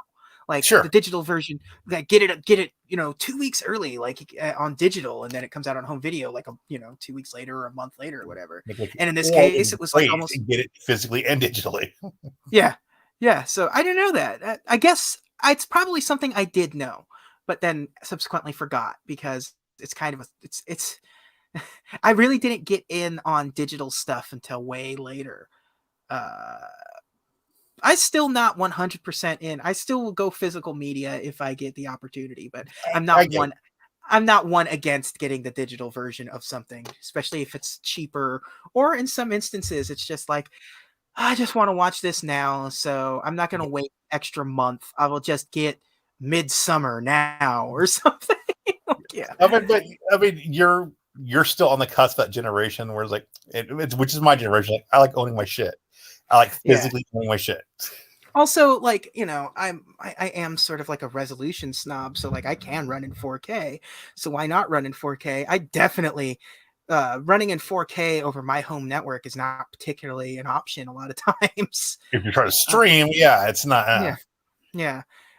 So like, for things that I really want, Marvel movies, Disney movies, Star Wars movies, whatever, right, I'm getting the 4K version. If it's anything else, like, I will just get like if it's not going to have some sort of like steelbook or like, it's got, limited edition run, like the Friday the 13th box set or something, then I've got no problem getting the digital version. I'll get the Shout Factory version of The Jerk and I'll be fine. Yeah. I don't need a digital copy of it. Yeah. But so that must be a very early example of something going like digital first. It's also smart, dude. If you think about that, like they'd clearly done some market research for and like you said, you personally saw kids just with tablets, sure, watching Frozen, and I mean, yeah, of course. It came out on iTunes a month before it came out on home video. Why not get something right? I can get this right now on my iPad, and my kid can just watch it, and I don't have to be sitting in front of the TV for them to just watch it. I don't have to wait a month. I can just get this babysitter now. Oh yeah, let's do it. Well, they won't talk to me in the car. That's great. Yeah. And you don't need an internet connection to watch it. Just download it. Yeah. Yeah. Here's the headphones, kid. Mazel tov. Yeah. On its first day on home video, it sold 3.2 million copies. My God. It became, oh my, that's insane. I wonder where that puts it. I assume though, like the home video, that's physical release, correct? Yes, it actually has a separate factoid. The digital release also set a record for the fastest selling digital release of all time. Any number on that one, or it does not say, but digital numbers tend to not get released. I am assuming the physical numbers pale in comparison. Yes, or I can speculate. I wonder if it says. Okay, so I'm looking at some of the other stuff here. Let's see. Despicable Me 2 sold 4.5 million units in its first week. Wow. So that tells you anything for where it was. I don't see anything. It says it was one of the highest grossing film releases on home video in a decade. So my guess is over 3.2 million. Yeah. So there you go. It topped U.S. home video sales charts for 6 non-consecutive weeks out of 7 weeks. So there's just like a random week where it didn't make number one. Something came out. Yeah. U.S. video rentals? Yeah. Wait, you said rentals? Yes? No. I was like, what? Rentals? What the? We're past that. Yeah, we're past. Let's see. Frozen sold 2.02 million copies on DVD in Japan in a month, becoming the fastest selling home video to sell 2 million copies, beating the previous record of 11 weeks by Spirited Away. So yeah, there you go.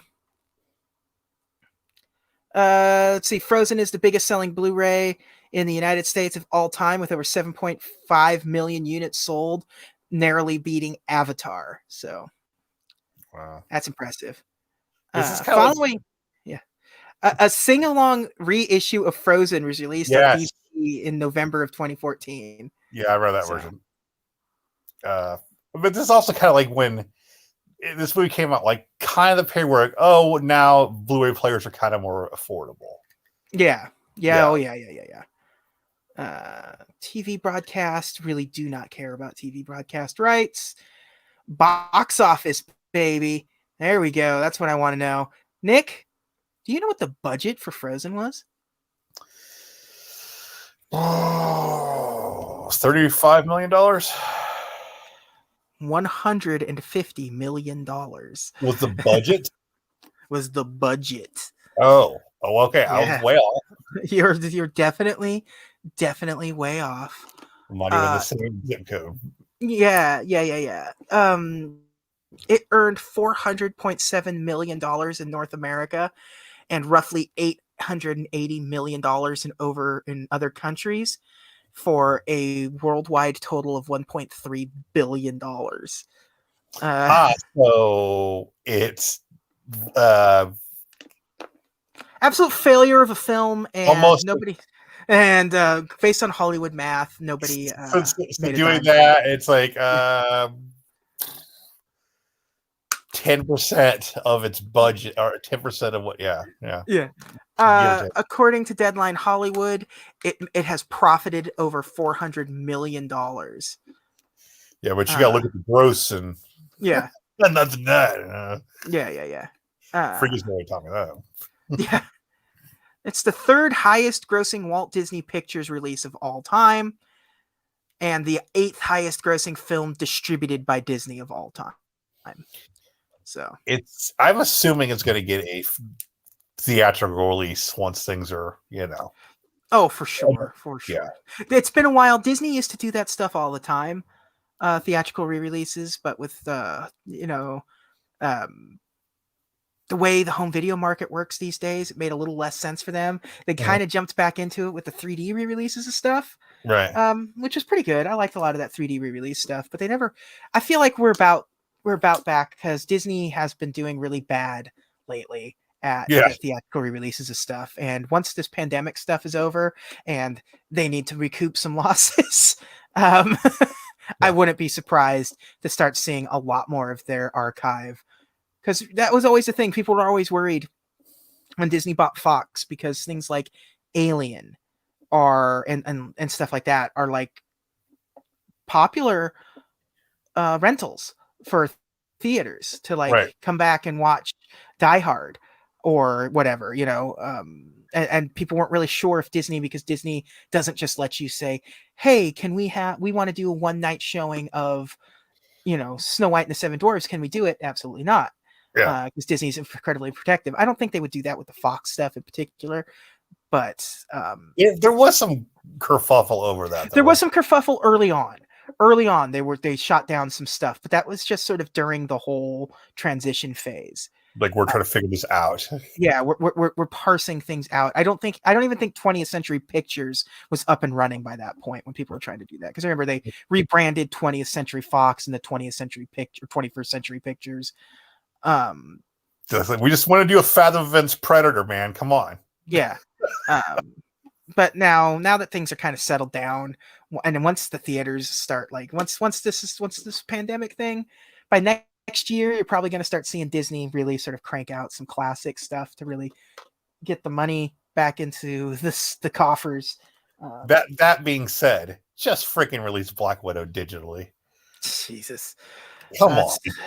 I mean, hopefully, by then, so many people should being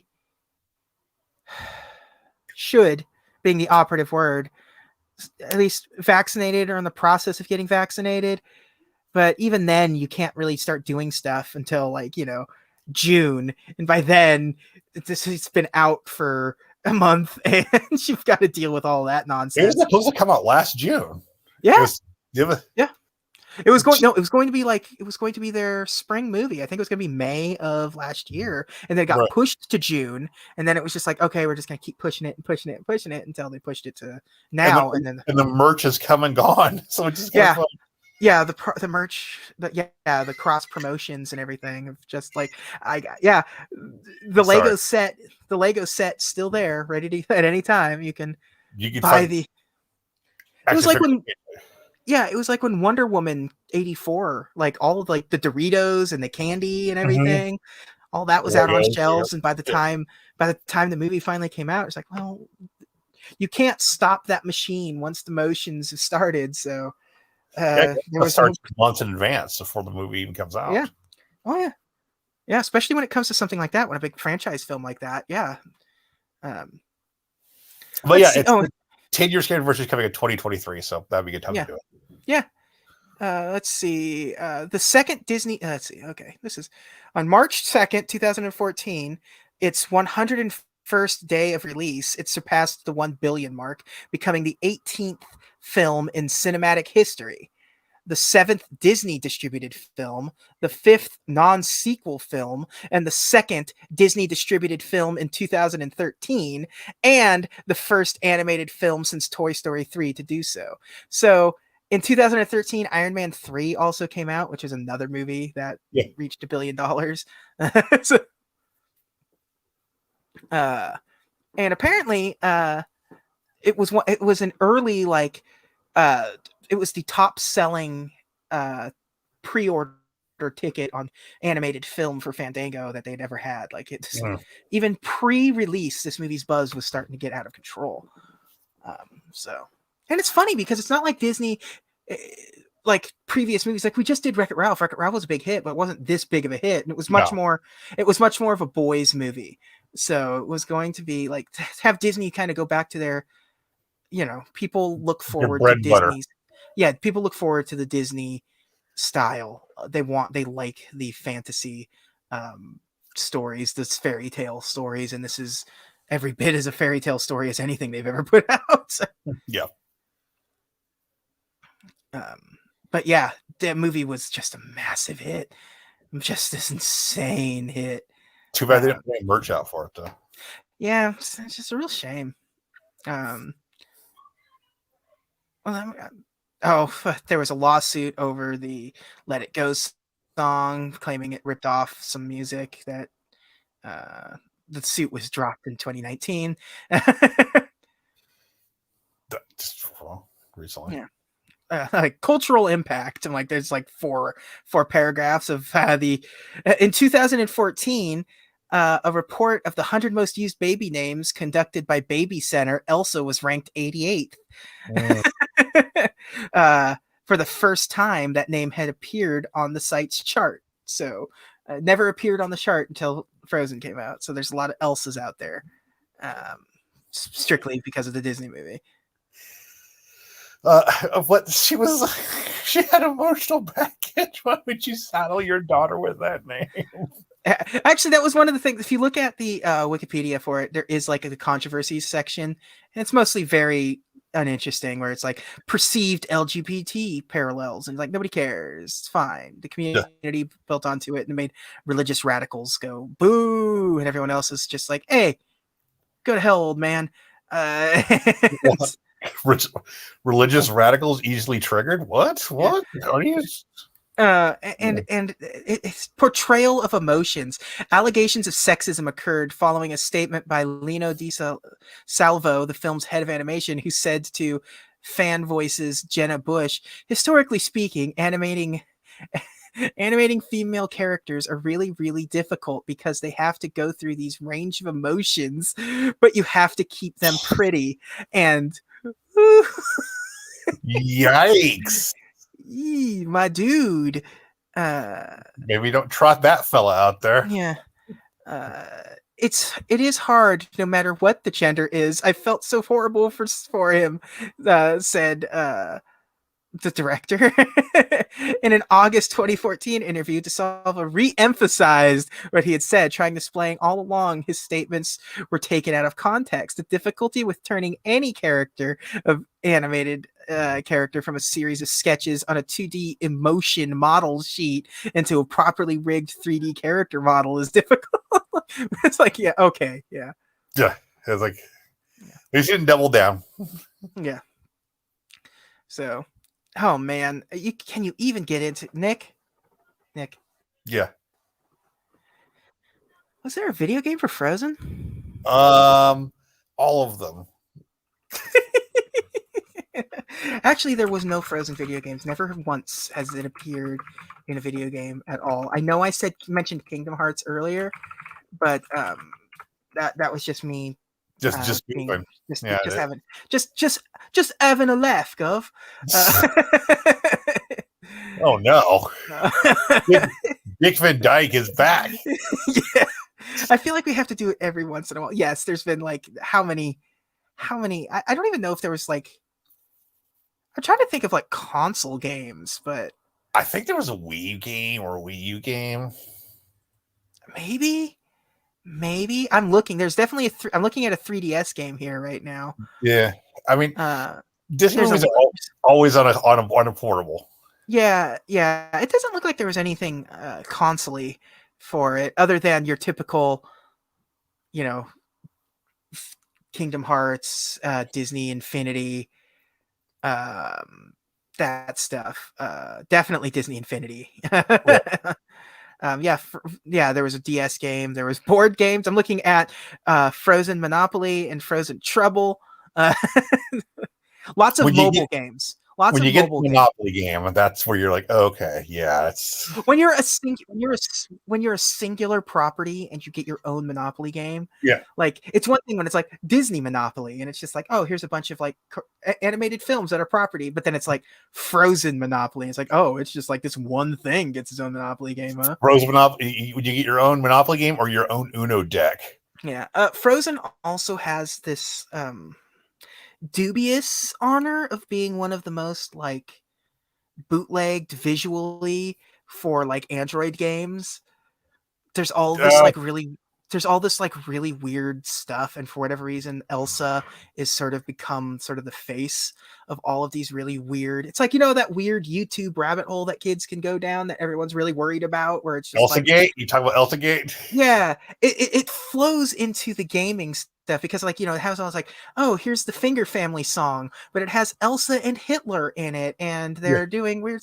It's the same thing with there. It's like, here's Elsa, like Elsa dentist, Elsa doctor, and it's like you like Elsa clean her feet, like, it's like, Yes. and, and that's not a joke. That's how this stuff is. And you just go there, and there's just countless versions, and like Elsa is like the face of the like basically some fetishization of Elsa. Yeah, this weird like fetish game stuff. Like, here's Elsa in an back of an ambulance, and you have to help her. It's like, this is very you're being very specific about this, and I don't like it. Please go away. Yeah, it's like Elsa landscapes. Oh no, you gotta pull the wrist ring up, and then it looks like, wow, it looks like there was a Frozen SingStar game in Europe. That makes sense. That's a name I've not heard in a long time. SingStar was a very big thing in Europe, and like they let you use your phone as a microphone. Is this a real thing? There's a Frozen PS4 in Japan, like edition console, like a Frozen console. Yeah, huh? Because, you know, the PS4s had those little face plates that could like slide off. Like, it was that, but like it just has like a Frozen face plate on it, and it's kind of cool. That's kind of neat. Didn't know that existed. That's cool. All right. Nick. Yeah. Was there a theme park attraction? Yeah.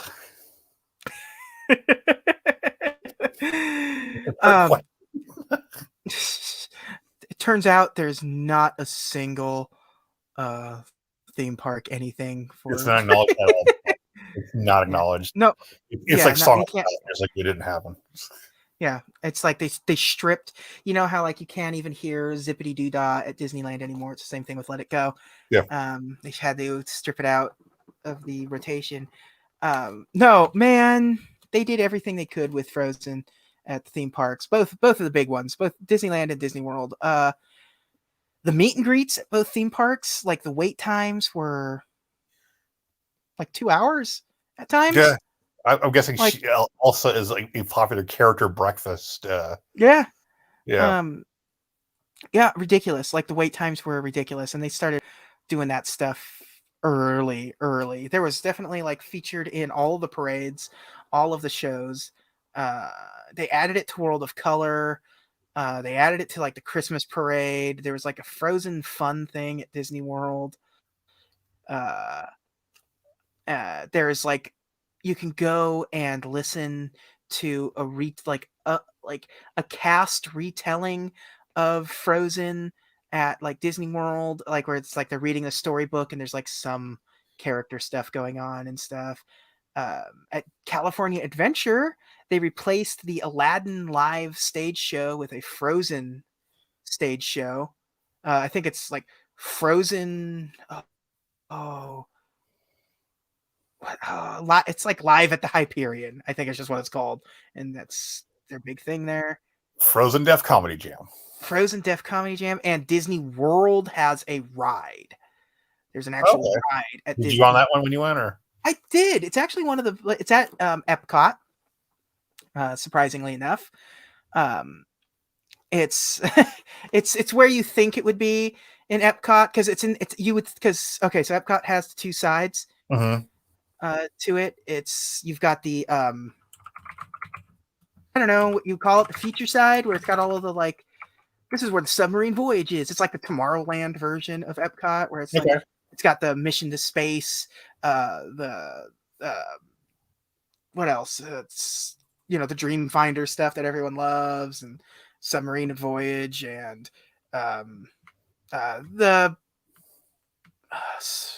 Starship Earth, I think is what Okay. the called. Yeah, yeah. And then you have the sort of like the World Pavilion, which is where you just eat and drink your way through all the countries of the world. And that's where they put the Frozen ride. I forget what like it used to be. It used to be something else. Oh, it's Maelstrom. There you go. It used to be a ride called Maelstrom. But now it's at the Norway Pavilion, obviously, because that seems to be where it could fit in the best. Sure, yeah. And it is actually a really cool ride. Like you're on a boat and you're just kind of going through the Frozen rides. Like the queue is a lot of the queue is the that shop that we were talking about with the sauna and everything. Yeah. That's what a lot of the queue is, and the ride is like a nice little boat ride, and it's got some good animatronic stuff. It's got that sort of that the animatronics are really smooth, and it's got that sort of like Madame Leota effect to it, where it's just like they're projecting the animation inside of the animatronics, so it can like so it's really expressive and moving, and it's not just like a robot head. Mm-hmm. And it does like when you get to like the Let It Go part, where she like you like they put you in the room with Elsa, and then you like start moving around in the room following her, and then she pushes you away, and you're going backwards in the ride, like down a little like it's like a really well done, cute little ride. It's not long, but I really like that ride, and it has like a 2-hour wait every time. It's like it was just like ridiculous. It's incredible. That's like Star Tours, brother. Yeah, it's like one of the most popular rides there, and it's also one of the newer ones. I mean, it opened in 2016, and by the time I was there, I was there in 2018, I think. Yeah, I believe so. So you know, it's only a couple of years old. It was still one of the newest rides at Disney World altogether. So, yeah, that's a great. It's called Frozen Ever After. So, yeah, it's really good. Definitely highly recommend it. I think there's only like 2 rides in the World Pavilion part of Epcot too, and I missed the other one. I didn't know there was a ride in the Mexico part of it that had featured the 3 Caballeros. So I'm very upset that I missed that. I'm sure it's not a great ride, but I don't care. It's got 3 Caballeros in it. Yeah, you got to book another trip, basically. Yeah, I'll get into it another time. Yeah, it's because the 50th anniversary of Disney World this year, and I was going to do that. Why? What happened? What changed? Nothing really. I'm just not really in the mood for it right now. Oh, okay. Yeah. There's a lot. It's just it's hard to there's who knows. I just feel down, and I don't know why. I don't know what possibly bring me down. There's just this malaise over, and I can't explain it. Now, when you were talking, when you were saying bootleg, I thought you're like, oh, it's one of the most bootleg movies. I imagine it was. I definitely saw it on the table at the swap meet that I used to go to all the time, well before it came out on home video. So, yeah, I'm sure it is a back in the hey, I'm gonna start torrenting stuff. Yeah. But and of course, we always ended like, was there a sequel? Yes, there was a sequel. There's multiple. A tweakle. There's several things. I'm looking at. You've got Frozen and Frozen 2. You've got Frozen Fever. Yes, Frozen. Frozen Fever is one my kids love. Yeah, Frozen Fever, Myth of Frozen Tale, Once Upon a Snowman, Olaf's Frozen Adventure, A Home with Olaf. So Mortal Kombat Mythologies, Olaf. Yeah, and of course there was Broadway stage. There's Disney on Ice adaptation. Well, if there's ever an inappropriate. Yeah. There's comic books that you can get Frozen. It's everything, man. Everything. Disney minifigs. Yeah, Disney Lego minifigures. Like whole Lego sets for the Disney, like their girl line of Disney stuff, Disney Friends or whatever the heck they call that. Was there a Happy Meal toys? You remember? I believe so. Yes. Let's Google Frozen 2 for sure. there's Frozen 2, Frozen 2, Frozen. It looks like Frozen 2 did. I don't see anything for Frozen 1. There's Campbell's Soup. You know what? I actually remember the Campbell Soup. Yeah. So we can talk about that when we get to Frozen 2. Right. We'll talk at length about Happy Meal premium toys when they were really Happy Meal premium toys. So I think we'll just wrap it up with. We're not going to dive into the films because it's relatively recent, but I think it does help. I think we will just look at the top 10 grossing films of 2013. That sound fair? Works for me. All right. Number 1 highest grossing film of 2013. Frozen. Yes. Your kids agree. I'm so sorry. My child's unhappy. It's fine. Children are unhappy. It happens. It's no reason to be apologetic. You said number 2. Number 2 is Iron Man 3.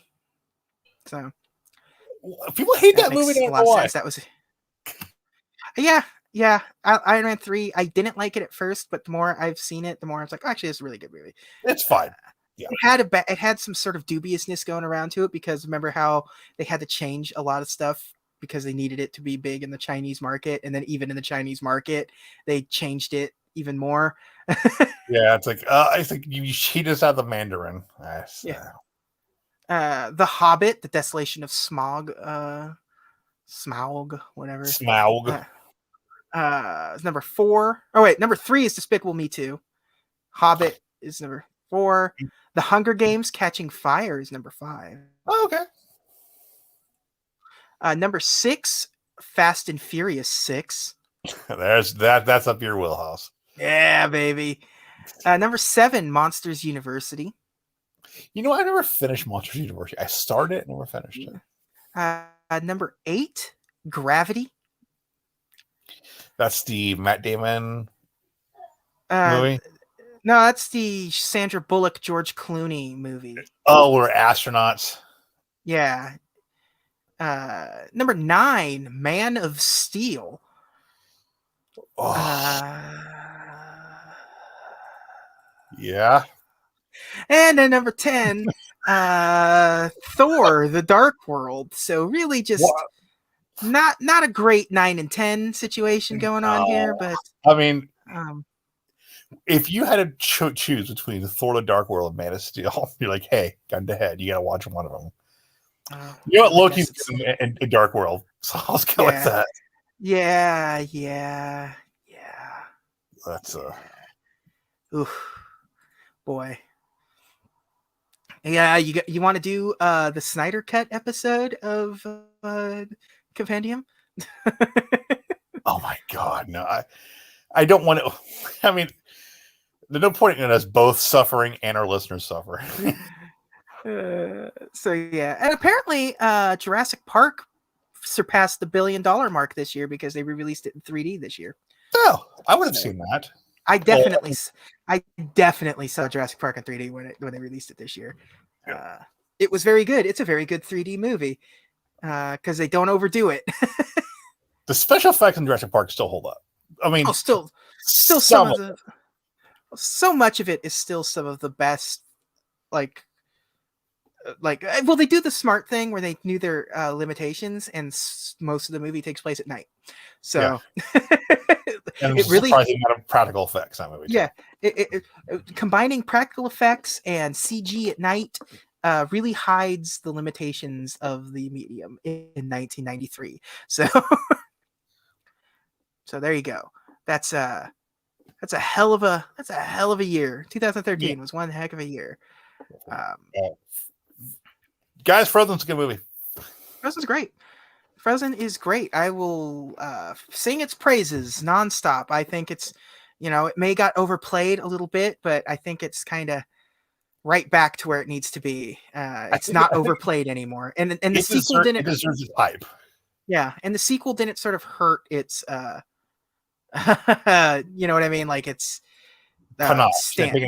Like it's still. It didn't remove the shine, and it had the dubious honor of sequel ended up being one of those movies that was brought out earlier than it should have. Like, it already had its theatrical run and it was going to come to Disney Plus in like the summer, and they're like, I think we'll just push this and put it in March, and everyone can just have a little something special. Wow. Yeah, because it was like, wasn't a stealth launch almost in a way, where it's like, oh, hey, you know what? No, and it was no.